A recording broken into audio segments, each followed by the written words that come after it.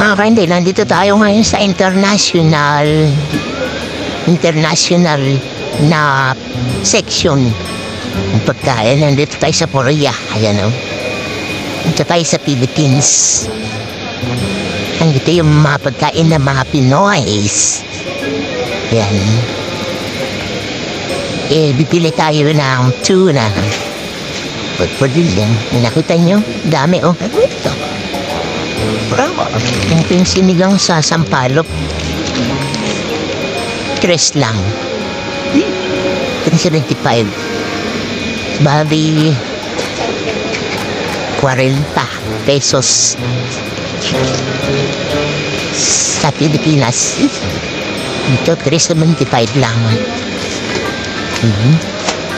Naghahanap ako ng ng toyo. Wala akong toyo mga kainday. Kaya tighanap tayo ng toyo. May toyo dyan, pahingi ng toyo. Kaya ito masarap din yung sardinas natin. Kaya lang 265. Bali, umaandot din ako 15 ang 1 dirhams Bali, it's rentado. Ang bayan, ang mahal.